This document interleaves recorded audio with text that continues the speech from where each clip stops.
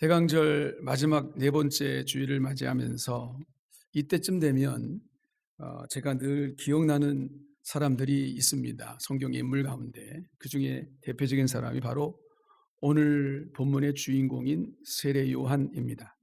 세례 요한은 선지자 이사야가 예언한 그대로 그의 인생을 정해 놓으신 그대로 이 땅에 왔습니다. 그의 표상 같은 그런 메시지, 그 인생을 대변해 주는 메시지가 바로 광야에서 외치는 자의 소리, 이렇게 얘기합니다. 이사야가 그렇게 규정을 했는데 그는 그 규정된 대로 광야에서 외치는 자의 소리로 활동을 했고, 이사야가 예언한 대로 그는 메시아의 길을 준비하는 자로 이 땅에 왔습니다. 오늘 본문을 포함해서 공감복음서를 보면 그의 삶과 예수님의 삶은 아주 재미있게 병렬을 이루고 가고 있음을 보게 됩니다. 그가 외친 선포의 내용 첫 마디가 바로 천국이 가까웠으니 회개하라 라는 것이었고, 메시아인 예수님께서 이 땅에 오셔서 가장 먼저 공생애를 시작하시면서 외치신 내용도 역시 회개하라, 천국이 가까웠느니라. 그는 요단강에서 물로 세례를 많은 사람들에게 베풀었지요. 예수님은 그런 그에게 물로 세례를 받았습니다. 또한 그가 물로 세례를 주었듯이 예수님은 이 땅에 공생애를 하시면서 불세례, 성령 세례를 주었던 것을 알게 됩니다. 그는 검소한 음식을 먹었고요. 예수님 역시 검소한 음식으로 사셨습니다. 요한은 의를 위하여 목숨을 내어 던졌습니다. 예수님 역시 의를 이루기 위해서 십자가를 지셨습니다. 가히 주님의 길을 예비하러 보냄받은 자답게 그의 삶은 예수님의 길 앞에 서서 주님의 길을 곧게 만드는 그런 역할을 했다는 겁니다. 이사야 선지자의 예언 그대로입니다. 이렇게 자신의 인생에 대해서 하나님이 예언하신 그대로 살아가는 인생이라고 한다면 그 인생은 참으로 의미가 클 것 같습니다. 자기 정체성이 흔들리지 않고 자신에게 주어진 삶을 그대로 이룬 그 보람이 얼마나 크고 주님 앞에 섰을 때 얼마나 뿌듯하고 하나님께 참 영광을 돌릴 수 있을까, 그런 생각을 해봅니다. 그런데 이 요한의 삶과 우리 그리스도인의 삶이 다르지 않다라는 생각을 좀 해보게 됩니다. 우리도 이 땅에 예수님의 길을 예비하는 자로 보냄을 받았다. 이게 그리스도인의 사명입니다. 요한은 처음 오시는 예수님의 길을 예비했다면 우리는 다시 오실 예수 그리스도를 예비하는 자들이 돼야 됩니다. 그래서 이사야 선지자가 요한에 대해서 선포한 말은 오늘 우리에게 그대로 적용이 되는 것입니다. 그리고 요한이 주님의 길을 예비하면서 나갔던 그 모습 그대로 오늘 우리도 역시 우리의 삶 속에 그 모습이 그대로 재현이 돼야 될 것입니다. 그래서 오늘은 세례 요한이 어떤 모습으로 메시아이신 예수님의 길을 예비했는지를 보면서 예수님이 다시 오심을 갈망하는 주님의 그 재림을 고대하는 우리의 삶 속에 있는 이 시대 속에서 주님의 길을 준비하는 삶으로서의 그 모습, 이것이 제대로 아름답게 이루어지기 위해서 한번 몇 가지를 적용해 봤으면 좋겠습니다. 첫 번째, 오늘도 주님의 길을 곧게 하는 자들이 되어야 된다는 거죠. 세례 요한의 삶은 한마디로 주의 길을 곧게 하는 것이었다라는 것인데, 예수님보다 6개월 먼저 태어나가지고 사람들이 예수님을 맞이할 수 있도록 하는 것이 그의 사명이었습니다. 중요한 것은 이 사명이 이 땅을 살아가는 우리 성도들 우리에게도 그대로 적용되어야 된다는 거죠. 여기서 오늘 우리가 생각할 것이 있습니다. 우리가 원하든 원하지 않든 그대로 크리스찬, 우리가 요즘 많이 자꾸 입으로 되뇌이는 크리스찬이라는 이 이름이요. 이 이름이 우리 안에 붙는 순간, 나는 크리스찬입니다, 나는 성도입니다라는 이것이 붙는 순간 둘 중에 하나의 역할을 우리는 하고 있는 것입니다. 주님께서 오시는 길을 굳게 하든지 아니면 곧게 하든지, 그러니까 주님의 오실 길을 예비하든지 아니면 망치게 하든지 둘 중에 하나입니다. 어떤 이는 이렇게 말할 수 있을 겁니다. 제가 뭘 하고 어떻게 주님이 오시는 길을 굳게 하거나 곧게 하거나 그럴 수 있습니까? 저는 못합니다. 저는 그럴 만한 인물이 못 됩니다. 이런 생각을 할 수 있습니다. 예, 자신은 그렇게 생각할 수 있지만, 그러나 여러분, 우리를 바라보는 세상 사람들은 그렇게 생각하지 않습니다. 우리를 그렇게 자유롭게 생각할 수 내버려 두지 않죠. 우리가 크리스찬이라고 하는 것이 밝혀지는 순간 사람들은 우리를 다른 시선으로 바라볼 수밖에 없습니다. 그래서 우리가 조금 상식에 어긋나는 그런 모습을 보이게 되면 겉으로는 우리를 어떻게 대하든, 그렇죠. 그래도 인격이 있으니까 친근감을 가지고 대하는 것처럼 보이지만 속으로는, 아니면 우리 없는 뒤에서는 믿는 것들이 저래. 이런 말을 하게 된다니까요. 비난하게 되어 있습니다. 그와 동시에 예수님에 대한 관심이 더 멀어지게 되어 있습니다. 이런 경우가 바로 주님이 다시 오실 길을 바로 우리가 굽게 만드는 거예요.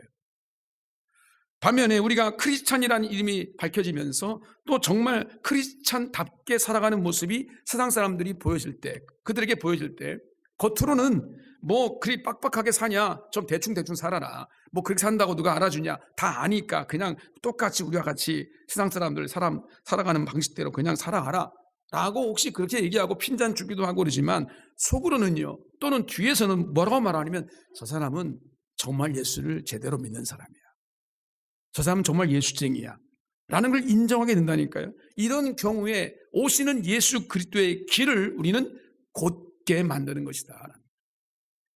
이것은 우리가 원하든 원하지 않든 상관이 없습니다. 세상은 오늘 우리의 의사와는 상관없이 이 둘 중에 하나로 우리를 판단한다는 것입니다. 알게 모르게 여러분들이 여러분과 함께 삶을 나누는 모든 사람들에게 그렇게 판단받고 살아가는 겁니다. 따라서 오늘 우리는 자신이 원하든 원하지 않든 상관없이 주님께서 오시는 길을 내가 굽게 하거나 곧게 하거나 하고 있는 거죠. 결론은 오늘 우리가 살아가는 삶 자체가 다시 오실 예수님의 길을 곧게 준비하는 삶의 모습이 되어야 된다는 건데, 그래서 오늘 우리는 어디를 가든지 주님의 십자가가 우리 안에 있다는 사실, 구원의 길이 우리 가운데 열려져 있다는 사실을 늘 깨달아야 됩니다. 그래서 그 은혜 안에서 우리는 어떤 일에 대해서 어떤 판단을 하게 되거나 결정을 하거나 행동을 할 때 말이죠, 심지어는 우리의 마음 속에서부터 일어나는 생각조차도 주님이 우리에게 던지신 십자가의 그 은혜, 십자가의 그 놀라우신 정신이 내 삶에 지배하고 있는가, 이거를 늘 점검해 봐야 됩니다. 말 한마디 하더라도 이 말이 과연 주님의 십자가 그 은혜 안에 있는 말들인지, 이 행동이 과연 주님의 십자가의 정신으로 내가 그렇게 하고 있는 건지 점검해 봐야 됩니다. 우리는 우리의 존재를 가볍게 보아서는 안 됩니다. 우리가 죄 사함 받고 하나님의 자녀가 된 것은 예수 그리스도의 십자가의 구속의 사건, 보혈로 된 것인 줄로 믿습니다. 주님의 십자가 희생 때문에 우리가 지금 그리스도인으로, 성도로 지금 살고 있는 건 아니겠습니까? 그리고 십자가의 대속을 받은 성도라고 한다면 영원한 하나님의 진노에서부터 우리는 구원받는 그 은혜가 그 십자가의 대속의 사건에서부터 일어난 것 아니겠습니까? 그러니까 오늘 우리는 주님의 희생으로 말미암아 생명을 부여받았다는 점, 이것이 그리스도인의 가장 중요한 복음 중에 복음이고 내 삶의 기초이고 반석 같은 그리스도의 그 은혜가 바로 여기에 있는 줄로 믿습니다. 이거를 잊어버리고 살면 주님이 오시는 길을 곧게 하는 것이 아니라 굽게 하는 그런 경우가 된다는 거죠. 여러분, 다시 한번 십자가를 생각하면서 오늘 우리가 한번 우리 자신을 한번 생각해 보면, 여러분, 예수 그리스도의 십자가 그 은혜를 생각하면 우리는 더 정의로워질 수밖에 없고요, 이 세상 살아가면서 더 사랑할 수밖에 없습니다. 더 정의롭고 더 사랑하는 모습이 우리 가운데 있을 때 그 자그마한 모습일지라도 그 모습은 사람을 살리는 관점이 되고 하나님이 원하시는 뜻을 이루는 하나님의 제자로 살아가는 모습으로 우리는 나타나게 될 것입니다. 여러분, 이렇게 세상을 살아갈 때 주님의 길이 곧게 되는 것입니다. 여러분은 어떤 말을 들으며 살고 있는지 한번 스스로 한번 점검해 보십시오. 믿는 사람이 왜 그러냐, 너는 믿는 사람이 도대체 왜 그래? 그래도 돼? 그렇게 살아도 되는 거야? 이런 말을 우리 주변 사람들이 나보고 하는지, 야, 내가 너를 보니까 실망스러워서 내가 교회 안 나가는 거야, 이런 말을 혹시 내 주변 사람들이 나에게 하고 있는지. 여러분, 이렇다면 심각하게 현재 우리의 모습을 한번 돌아봐야 됩니다. 이런 삶은 그렇게 말하는 이들에게 주님을 맞이할 수 있는 길을 여는 것이 아니라 주님을 멀리하도록 오늘 우리가 자꾸 밀어내고 있는 거 아니겠습니까? 그러니까 그 말 그대로 주님의 길을 굽게 만드는 것이거든요. 반면에 우리 주변의 사람들이 우리 보고 너는 그리스도인 같아, 너를 보니까 예수님이 누군지 모르지만, 잘 모르지만 예수님의 향기가 드러나, 내가 종교는 없지만 종교를 가는 남의 너처럼 내가 기독교를 내가 가질 것 같아, 너를 보면 예수님을 내가 믿고 싶다. 이런 말이에요. 나는 믿지 않지만 너는 믿잖아. 그러니까 나를 위해서 좀 기도해 줘. 이런 말을 혹시 우리 주변 사람들이 여러분들에게 한다면, 여러분, 나는 지금 주님의 길을 곧게 만드는 삶을 만들고 살고 있다는 거죠. 이런 모습으로 살아가는 것이 이 땅의 성도로서의 마땅한 의무이고 책임감입니다. 달리 표현하면 여러분이 누구인가 예수를 믿자, 교회를 나가자라고 권했을 때 사람들이 우리의 말을 듣고 반응하는 것이 냉소적이라면, 요즘 많은 사람들이 그렇잖아요. 우리가 복음을 전하고 주님의 사랑을 나타내는 그 자체를 거부하는 경우들이 거의 태반인데, 냉소적이에요. 비난하고 비판하고 정죄함. 니나 잘 믿어. 니나 천국 가. 이런 말을 말해요. 이런 냉소적인 말을 우리가 듣는다면 그것은 여러분, 나의 삶이 그리스도가 오실 길을 굽게 하고 있는 삶을 살고 있구나라는 것들을 우리가 회개하며 돌아봐야 된다는 거죠. 그게 아니라 나를 바라보면서 믿겠다. 한번 내가 기회가 되면 내가 한번 교회 가볼게. 나도 예수 좀 믿고 싶은데 내가 여건이 안 되네. 뭐 이런 식의 얘기가 있다고 한다면, 이런 무언가 그들이 생각하게 하는 반응이 우리한테 온다고 한다면, 여러분이 적어도 주님의 오실 길을 곧게 만드는, 주님의 길을 예비하는 자의 삶을 살고 있다는 거죠. 어떤 자의 삶을 살아야 되겠는가? 너무 정확한 해답이 나오지 않습니까? 한번 우리 자신을 돌아보면서 정말 크리스찬이라고 한다고 한다면 주님의 길을 굽게 만드는 것이 아니라 주님의 길을 곧게 예비할 수 있는 자의 삶을 살아야 된다고 하는 것, 다시 한번 오늘 이 예배 시간에 주의 성령의 인도하심을 따라 다시 한번 작정하고 결단할 수 있는 여러분 되시기를 주의 이름으로 축복합니다. 두 번째는 우리는 어떻게 살아야 되냐면 주님 앞에 겸손하게 살아야 주님의 길을 곧게 만드는 자들이 되는 것이다. 세례 요한이 예수님에 대한 증거했던 유명한 말들이 있습니다. 그 중에 마가복음 1장 7절 8절 우리가 읽었습니다만 이런 말씀이 있죠. 나보다 능력 많으신 이가 내 뒤에 오시나니 나는 굽혀 그의 신발끈을 풀기도 감당하지 못하겠노라. 나는 너희에게 물로 세례를 베풀거니와 그는 너희에게 성령으로 세례를 베푸시리라. 그래서 말하는 내용마다 철저하게 드러나는 것이 있습니다. 그것은 세례 요한, 말하는 세례 요한 자신이 아니라 예수님이 드러나고 있다는 거죠. 이게 중요한 부분입니다. 이미 세례 요한의 삶 자체는 사람에게 드러나 있는 삶입니다. 그래서 광야에서 외치고 있는 거 아니겠어요? 사람은 세속적인 삶의 그 모습이 아니라 광야, 사람들이 가지 않는 척박한 땅, 아무것도 없는 그 광야에 나가서 그렇게 살고 있는데, 그럼에도 불구하고 사람들이 자꾸 세례 요한에게 모여드는 거예요. 세례 요한을 만나려고 찾아오는 거예요. 그럼에도 불구하고 그의 기이한 그 모든 행적들과 그 모든 그 말들, 언어들이 사람들이 관심을 갖게 만듭니다. 하지만 그는 자신에게 쏠린 그 모든 관심을 자신이 받지 않습니다. 자신이 취하려고 하지 않습니다. 그 관심을 오로지 예수님께 향하고 있습니다. 그래서 요한은 말하기를 나보다 능력 많으신 이가 내 뒤에 오시나니, 내 뒤에 오신다. 내가 아니다. 스포트라이트는 내가 아니라 내 뒤에 오시는 분이다 라고 그 스포트라이트를 자신에게 비추고 있는데도 불구하고 사람들이 그 모든 스포트라이트를 예수님께로 향하게 만들고 있다는 거죠. 또한 이렇게 말합니다. 나는 너에게 물로 세례를 베풀 뿐이다 라고 말합니다. 여러분, 이걸 어떻게 해석할 수 있을까? 자신이 하는 일은 형식일 뿐이고 본질이 아니라는 거예요. 본질이 아니에요. 그래서 자신이 베푸는 세례는 물세례라고 말하고 있고, 다시 뒤에 오시는 바로 그 메시아는 너에게 진짜 세례, 성령 세례, 불세례를 베풀 것이다 라고 많은 사람들이 선포하고 있는 겁니다. 내가 아니야, 뒤에 오시는 분이 주인공이야 라고 말하고 있는 거예요. 근데 이것은 우리가 이 세상에 하는 모든 일들이 다 그렇구나라는 생각을 우리가 깨닫게 합니다. 여러분 한번 생각해 봅시다. 우리가 예배를 드리면서 보이는 이 모든 것들이 다 형식으로 가득 차 있습니다. 그렇죠? 형식이 많아요. 형식이 나쁘다는 얘기는 아닙니다.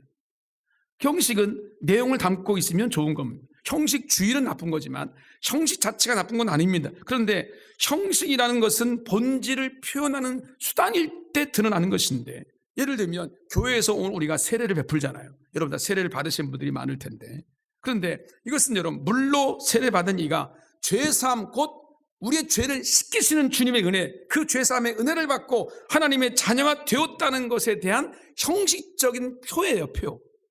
그렇죠? 행위란 말이죠. 세례를 내가 받았어요. 세례를 받았다고 해가지고 나는 죄사함 받았다라고 100% 확신할 수 없어요. 형식일 뿐입니다. 세례를 받고도 교회를 배신하는 사람 많습니다. 하나님을 떠나는 사람 많아요. 그러면 세례를 받았으니까 나는 하나님의 구원받은 사람이네, 어떻게 그걸 확신할 수 있습니까? 그렇죠? 그 형식일 뿐이란 말이죠. 성찬식도 마찬가지입니다. 형식을 통해서 오늘 우리에서 성찬식 하는 게 뭡니까? 주님의 살과 주님의 피를 우리의 잔과 또 떡을 통해서 우리가 경험하는 것인데, 기념하는 거예요. 기념하는 거. 영적으로 오늘 우리가 그에게 참여하는 것이지, 우리가 먹는 떡과 이 잔, 이것이 진짜 우리 속에 들어와서 주님의 살이 되고 주님의 피가 된다, 이것이 아니란 말이죠. 이 땅에서 예수님의 이름으로 이루어지는 모든 일들이 이렇게 형식입니다. 이 형식이 진짜 의미 있을 때는 단 한 가지 경우예요. 우리가 주님의 이름으로 한다는 이 모든 것들이 진정성 있게 하나님, 정말 주님 예수 그리스도의 이름으로만 이루어질 때, 예수님께서 그 의미를 우리에게 시연해 주셨을 때만 진정으로 가치가 있는 것일 겁니다. 본질은 물이 아니라 본질은 성령이거든요. 우리 안에 예수의 마음이 있어야 되고 예수님이 살아계셔야 되는 거잖아요. 있는 척이 아니고. 그런데 이 세상에서 그 형식을 자랑하는 그런 사람들이 우리를 비롯해서 얼마나 많냔 말이죠. 우리 예수 믿는 사람들끼리 하는 얘기, 이런 얘기들이에요. 몇 명이나 내가 세례를 베풀었는지, 그럼 뭐 목사들이, 선교사들이 하는 얘기겠습니다만, 내가 얼마나 많은 사람들의 세례를 베풀었는지 알아? 이런 얘기라든지, 자신이 얼마나 많이 봉사했는지를 자랑하는 거라든지, 자신이 교회를 건축했어 라고 하는 이런 자랑거리라든지, 전부 여러분 성령이 아니라 예수님이 아니라 물을 자랑하고 있는 거예요. 형식을 자랑하고 있는 거예요. 몇 명에게 세례를 베푸는 것이 중요한 것이 아니라 그들이 정말 진정으로 예수를 영접했는지가 중요하겠죠. 교회를 건축하는 것이 중요한 것이 아니라 그 건축한 교회를 통해서 하나님의 나라가, 하나님의 뜻이 얼마나 이루어지고 있는가가 중요하겠죠. 우리가 얼마나 많이 봉사를 했느냐가 중요한 것이 아니라 그 봉사를 통해서 그 교회가, 그 공동체가 얼마나 아름답게 세워져 가고 있는가가 중요하겠죠. 오늘 우리가 이루어지는 이 모든 일들 보면 자랑거리는 우리의 우리의 모든 형식이란 말이에요. 그러니까 자랑할 것이 아닌데도 자랑하고 있단 말이죠. 그러니까 여러분, 자랑은 오직 그 안에 있는 형식이 아니라 그 안에 있는 내용이 되어야 된다. 성령이 되어야 되고 예수님이 자랑거리가 되어야 되는데, 우리의 입으로 하나 나오는 얘기를 버릇이라고요. 예수님을 자랑하고 있는지, 내 안에 계신 성령님을 자랑하고 있는지, 내 안에 역사하신 하나님을 자랑하고 있는지, 이런 모습이 되어야 되는데, 이런 모습이 될 때야 비로소 오늘 우리는 다시 오실 주님을 예비하는 자가 되고 주님의 길을 곧게 만드는 자가 될 것입니다. 자신이 아니라 주님을 자랑해야 된다고 하니까 교묘해집니다. 성령의 은혜로 부흥했다, 이런 말 우리가 자주 쓰잖아요. 하나님의 은혜로 우리가 성공했다, 하나님의 은혜로 부자가 됐습니다, 하나님의 은혜로 내가 건강해졌습니다 라는 말 많이 하잖아요. 표현은 하나님을 내세우는데 들어가 보면 실질적으로 내용은 자기 자랑인 거예요. 이럴 때가 얼마나 많은지 모르거든요. 이거를 우리가 흔히 성경에서 뭐라고 말하고 있냐면 교만이다. 하나님이 제일 싫어하시는 게 교만이잖아요. 그렇죠? 제가 여러분 큐티나 간증 같은 것들을 별로 강조하지 않습니다. 제가 여러분 간증 같은 거 많이 안 하잖아요. 김 목사는 간증거리가 없을까요? 있어요. 많이 있을 것 같은데 여러분 간증거리를 별로 못 들으시죠, 저한테? 큐티 같은 것들, 아침에 일어나가지고 주의 음성을 듣고 주님께서 이렇게 저렇게 하셨다라고 하는 것들, 많은 것들을 이야기할 수 있습니다만, 여러분 그러나 우리가 큐티를 한다고 하는, 말씀의 은혜를 받았다고 하는 것, 이런 이 모든 좋은 것들이지만 여러분 잘 깨닫고 내 은혜 가운데 내가 어떻게 행할 것인가, 주님이 어떻게 인도하실 것인가 라고 하는 걸 통하여 하나님께서 나의 삶의 본질이 되고 주님의 뜻에 순종하는 것이 만족하면 되는데, 이것이 나의 자랑거리가 돼요. 나는 큐티를 하는 사람이야, 왜 이래? 에? 나는 간증거리가 있는 사람이야. 간증한다고 하면서 주님이 주신 은혜를 나누는 것이 아니라 성공한 자기 자신의 이 어떤 성공담을 늘어놓는 거예요. 신앙을 이야기하는 것 같지만 자기 자랑인 거예요. 곧 교만을 늘어놓고 있는 거잖아요, 우리가. 이런 경우들이 우리 가운데 많이 있다는 거죠. 사랑하는 성도 여러분, 세례 요한은 자신은 주님의 신발끈을 풀기도 감당하지 못하겠다라고 표현했어요. 여러분, 이 표현이 무슨 의미를 던져주고 있냐면, 신발끈을 풀고 매는 것은 누가 하는 거냐면 그 당시에 종들이 하는 일입니다. 종들이 하는 일인데 요한은 지금 예수님과 자신을 놓고 보았을 때 자신은 종과 같은 일을 하기에도 부족한 자라고 하는 것을 고백하는 거예요. 요한은 전적으로 예수 그리스도만 높이고 있는 겁니다. 다시 오실 주님의 길을 예비하는 것은 다른 게 아니에요. 주님 앞에서 겸손해지는 것입니다. 내가 아무리 잘할 것이 많아도, 내가 아무리 한 일이 많아도, 내가 받은 것이 많아도 주님을 바라보고 오직 주님의 그 은혜와 주님의 사랑과 주님의 이름이 높아지는 것, 이것만이 우리의 삶의 목표가 되어야 되지, 내 자신의 이름이 드러나는 순간 오늘 우리는 교만해질 수밖에 없어요. 그렇게 연약한 자들입니다. 우리가 예수님 때문에 문제 해결되었다고 자세하게 이야기하는 것 많이 있잖아요. 특히 소그룹 공동체 가운데 우리가 모였어요. 목장이 모였단 말이죠. 무슨 얘기를 할 때 우리 자랑거리가 많아요. 그 자랑거리가 아무것도 안 하는 사람이 자랑할 게 뭐 있어요? 뭔가 하니까 자랑거리가 있는 거잖아요. 그런데 그 자랑거리가 결국 주님의 이름을 높이고 주님의 놀라운 역사를 나타내는 그것으로 만족해야 되는데, 그게 아니라 그것이 내가 그렇게 했다는 걸 자꾸 드러나게 된단 말이에요. 그러면 그걸 듣는 사람들이 마음이 상해요. 안 들어요. 마음속에 와닿지가 않아요. 아무리 은혜스럽게 들리는 이야기들도 받아들여지지가 않아요. 그러니까 여러분, 예수님을 자랑하는 사람들은 그런 말조차도 할 필요가 없습니다. 할 필요가 없다니까요. 그저 뭐 할 거 있냐면 그저 감사할 것밖에 없어요. 그렇죠? 마지못해 말할 자리가 됐어요. 어쩔 수 없이 그런 얘기를 할 수밖에 없는 것도 마찬가지입니다. 기도하고 말씀으로 했더니 이렇게 길이 열렸다라고 말하는 그조차도 여러분, 우리가 필요 없는 이야기일 수 있다는 겁니다. 그냥 하나님이 이렇게 해주셨어요 라고 하는 것들 때문에 황당한 거죠. 감사할 것밖에 없어요. 너무너무 황송한 거죠. 자신이 드러나는 그 어떤 것도 황송하다고 감사하다고 하는 것밖에는 말할 것이 없는 거예요. 그런데 이런 모습이 바로 다시 오시는 주님의 길을 곧게 만드는 일이다. 신앙 무용담으로는 주님의 길을 곧게 하는 것이 아니라 굽게 할 때가 많다는 것을 여러분 기억하십시오. 우리가 때로는 착각할 때가 많아요.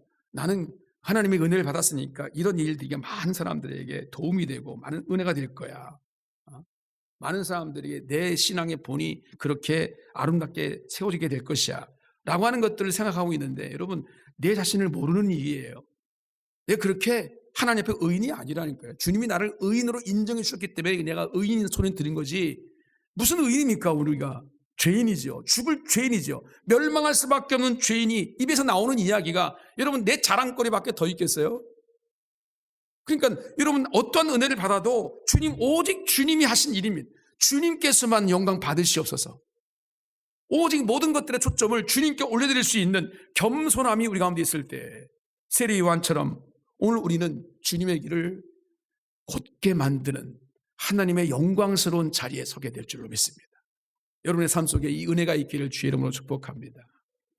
마지막 세 번째는 우리는 단순한 삶으로 주님의 길을 준비하는 자가 되어야 됩니다. 세례 요한이 이 땅에 와서 살아가는 삶을 보시면 그가 살아갔던 의식주를 보면 되죠. 세례 요한은 낙타 옷을 입었다 그랬고 허리에 가죽띠를 띄었다 그랬고 메뚜기와 석청을 먹었다라고 오늘 6절에 말하고 있잖아요. 요즘으로 따지면 부자들, 강남 좀 뭔가 돈이 있는 부유한 사람들이나 할 법한 그런 모습들이에요. 천연 가죽 옷을 입은 거예요. 그렇죠? 가죽 허리띠를 띠고 있는 거예요. 그리고 웰빙 음식을 먹은 거 아니겠어요? 근데 여러분, 요한이 그런 모습으로 살고 있었는가라는 거예요. 비단 옷이 아니라 그저 자연에서 얻을 수 있는 것을 그냥 거쳤을 뿐이에요. 좋은 음식을 먹은 것이 아니고요, 자연에서 얻을 수 있는 최소한의 먹거리를 먹고 있을 뿐이에요. 오늘날로 이야기하면 동대문 시장에 가가지고 내가 옷걸이가 없어서 보세 옷이나 하나 사 입을 정도, 그 정도예요. 아니면 허름한 시장에 가가지고 국밥집에서 해장국 한 그릇 먹을 정도 그 정도밖에 안 되는 거예요. 그 정도도 아닐 거예요. 요한의 이 의식주를 해석하면 어떻게 해석할 수 있냐면 단순합니다. 단순한 삶이에요. 정말 추위를 가리려고 입었을 뿐입니다. 허기를 면하려고 먹었을 뿐이에요. 그 이상이 아무것도 없어요. 성도는, 그리스도인은 먹고 입고 사는 것에 대해서 이렇게 단순해야 된다라고 하는 거. 시대가 아무리 부유해지고 3만 불 이상의 GMP를 자랑해도 우리의 삶이 단순해지지 않으면 우리의 욕심은 끊임없기 때문에 주님의 길을 굽게 하는 것이 아니라 굳게 만들 수밖에 없는 삶을 살아갈 수밖에 없어요. 여러분, 그렇게 함으로 남는 것이 뭡니까? 다른 필요한 이에게 흘러가게 만드는 주님의 길을 예배하는 자의 삶을 살아가야 되는 것이 그리스도인의 삶인데 이것이 안 되는 거예요. 그렇다고 여러분 너무 누추하게 살아가는 얘기가 아닙니다. 그렇게 살 수도 없잖아요. 그렇죠? 싼 것만 사 먹으라는 얘기도 아니고요. 적어도 입고 먹고 쓰는 이 모든 것에 대해서 자족함, 만족할 줄 아는 삶, 여러분 이것을 넘어선다고 하는 것은 죄라는 그 의식을 가지고 살아가면 됩니다. 그리고 먹고 입기 위해서만 살아가는 삶이 되어서는 아니고 주님께서 내 인생 가운데 원하시는 뜻이 분명히 있을 텐데 적어도 나를 사랑하신다는 창조주 하나님이 나를 여기에 있게 하신 분명한 목적이 있을 텐데 그 목적도 모른 채 내가 그 사명도 감당하지 못한 채 그럭저럭 시간만 흘려보내고 있는가? 먹고 입고 사는 이 문제만 가지고 걱정하고 살고 있는가? 이것 때문에 고민해 보셔야 됩니다. 주님의 삶을 보시면 먹고 입는데 그렇게 힘을 쓰지 않았잖아요. 주님의 삶의 목적은 하나님의 뜻이 이 땅에서 이루어지는 데 있었지 않습니까? 먹고 입는 것에 마음을 빼앗기지 않았다는 겁니다. 추위를 막을 정도 입으면 되는 거고 활동한 힘을 얻을 수 있기 위해서 먹을 수 있으면 되는 거고 그 이상 뛰어넘으면 결국 우리는 비만해지는 수밖에 더 있겠습니까? 그렇죠? 이것 때문에 욕심으로 인하여 넘어지는 수밖에 더 있겠냔 말이죠. 성도 역시 이런 모습으로 단순함을 가져야 된다는 것입니다. 그러면 세상 사람들이 우리를 통해서 예수님을 보게 된다는 것입니다. 이제 다시 오실 주님을 예배하는 자의 삶이 무엇일까라는 걸 기억하며 살아야 된다는 거예요. 반대로 성도인 우리가 입는 것과 먹는 것에 집중할 때 세상 사람들은요, 아까 말씀드렸던 것처럼 우리를 비난합니다. 저런 사람들이 예수 믿는 사람이야? 무슨 예수 믿는 게 뭐가 달라? 참 이기적이고 독선적인 인간들이다. 이 얘기밖에 안 들려요. 우리의 관심이 내 집을 넓히는 데 있고 우리의 관심이 집값이 더 오른 데 있고 여기에만 집중하게 되면 여러분 우리가 다시 오신 주님과 무슨 관계가 있는 삶을 사는 겁니까? 아무 관계가 없는 거예요. 주님의 오신 길을 우리가 오히려 굳게 만드는 역할을 하고 있다는 거죠. 그러면 여러분 우리는 다시 오실 주님의 길을 준비하는 사람들이 될 수 있기를 결단할 수 있기 바랍니다. 성탄절을 앞에 두고 오늘 우리가 더욱 주님의 십자가를 생각합시다. 앞에 주님께서 오늘 우리 가운데 주신 겸손한 보여주신 삶이 무엇인가를 좀 따라가십시다. 그리고 세례 요한처럼 단순한 삶이라는 것이 과연 뭘까라는 것들을 고민해 보십시오. 내 삶 속에 어떻게 그것을 실현해 갈 수 있을까라는 것. 그럴 때 주님께서 오늘 우리를 통해서 오실 그 길을 내가 뭐 대단한 인물도 아니고 내가 많은 것들을 할 수 없고 내가 무엇을 함으로 인하여 변한 것도 없을 것 같지만 그러나 분명 주님은 인정하실 것입니다. 주님 오실 길을 내가 곧게 펴는 역할을 하게 될 것이라고. 성탄절을 앞에 두고 이 세 가지를 꼭 기억했으면 좋겠어요. 첫 번째는 오직 내게 주신 은혜 앞에 감사하면서 삽니다. 하나님, 내게 주신 그 은혜가 얼마나 큰지 너무 놀랍습니다. 주님, 이상 어떤 것도 바꿀 수 없는 주 예수 그리스도의 십자가의 구속의 은혜로 하나님의 자녀가 된 것을 감사합니다. 두 번째는 그 은혜를 주신 그 주님 앞에 겸손합시다. 겸손이 결국 이깁니다. 겸손한 자에게 하나님의 은혜를 베풀 줄로 믿습니다. 세 번째는 그 주님을 위해서 따라서 주님께서 보여주신 대로 단순한 삶, 그 단순한 자의 삶이 곧 십자의 길을 걸어가게 만들 겁니다. 너무 무겁습니다. 너무 오늘 우리가 많은 것들을 다 지장하고 있어요. 주님의 길을 따라가기가 너무 버거워요. 모든 것들을 내려놓으면 단순하게 살면 십자의 길을 걸어갈 수 있는데 너무 단순하지가 않은 거예요. 너무 생각이 많은 거예요. 너무 얽혀있는 관계가 많은 거예요. 다 내려놓으시고 하나씩 하나씩 내려놓고 주님, 내가 주님께서 맡겨준 십자가의 삶을 살아가기 위해서 단순한 삶을 살기를 원합니다. 성탄절 앞에 놓여 이 시간에 하나님께서 나에게 원하시는 것이 과연 뭘까? 다시 오실 주님 예수 그리스도의 길을 곧게 만드는 세례 요한과 같은 삶을 살게 해 주옵소서. 나를 통해 그 영광의 삶이 나타날 수 있도록 도와주옵소서. 다시 한번 결단하며 주님의 길을 걸어가는 우리 모든 공동체가 되시기를 주의 이름으로 축복합니다.